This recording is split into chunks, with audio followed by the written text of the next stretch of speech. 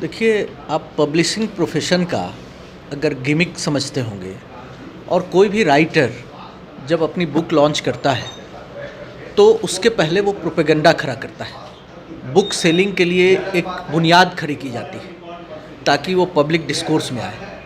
पहला तो ये पक्ष है। दूसरा ये कि लालू प्रसाद जी के ऊपर कोर्ट ने जुरिस्डिक्शन के माध्यम से एक सैंक्शन लगा रखा है कि पब्लिक डोमेन में नहीं जा सकते हैं, राजनीतिक मुलाकात और राजनीतिक बैठक नहीं कर सकते हैं, वो जेल में सजा याफ्ता है।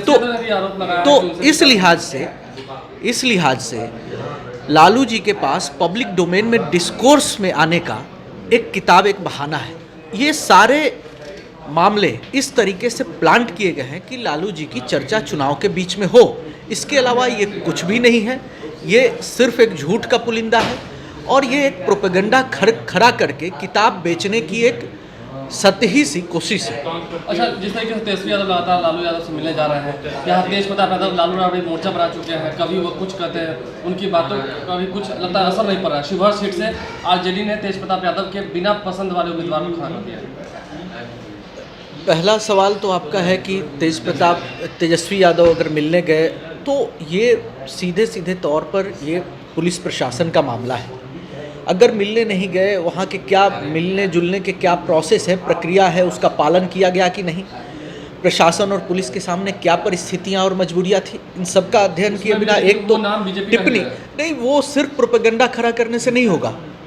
देखिए, सीधी सी बात है कि कोर्ट अगर उनको लगता है, कोई पार्टी कैसे इस तरह से डिक्टेट कर सकती है जब किसी जुरिस्डिक्शन के माध्यम से कोर्ट ने सजा दिया है लालू प्रसाद जी को। जेल का भी एक मैनुअल है और जेल मैनुअल का पालन कोई भाजपा कराती है क्या? जेल मैनुअल का पालन कराना पुलिस प्रशासन का काम है। अगर तेजस्वी यादव को कोई तकलीफ है, वो झारखंड के जेल में बंद है, तो झारखंड की सरकार से गुहार लगाए, अपना पिटीशन दें। अगर उनको लगता है कि उनके राइट्स का वायलेशन हुआ है तो कोर्ट में पिटीशन दें।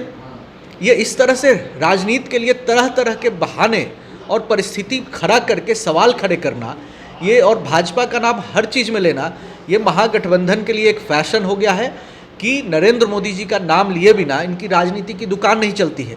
इनके पास न विचारधारा है, न संगठन है। तो ये सब क्या कहेंगे उनके बिना पसंद वाले जो कैंडिडेट है, जो उन्होंने कहा था शिवहर सीट से जो डिमांड की थी, उस कैंडिडेट को ना उतार कर दूसरे कैंडिडेट को उतार दिया गया और अब तेज प्रताप नाराज चल रहे हैं। लालू जी के परिवार में और पार्टी में, दोनों में द्वंद्व है।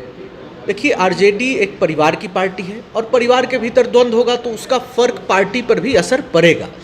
सीधी सी बात है कि तेज प्रताप को देखकर एक बड़े भाई होने के नाते, जिसकी परिवार में कोई हैसियत नहीं और पार्टी में भी उसकी कोई पूछ नहीं, तो इस तरह की परिस्थिति हुई है तो तेज प्रताप से सहानुभूति जैसी स्थिति पैदा होती है।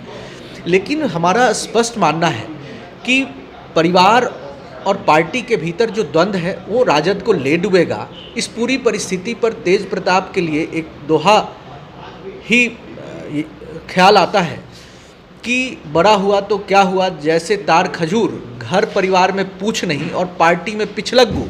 देखिए, महाभारत में भी 2 गांव मांगा गया था और वहाँ पर इतना बड़ा युद्ध हो गया, सब कुछ नष्ट हो गया, कितने लोग मारे गए। और तेज प्रताप ने 2 सीट मांगी और 2 सीट नहीं दे करके शिवहर से तो सबसे हास्यास्पद है कि एक्सपोर्ट क्वालिटी कैंडिडेट वहाँ उतारा गया है।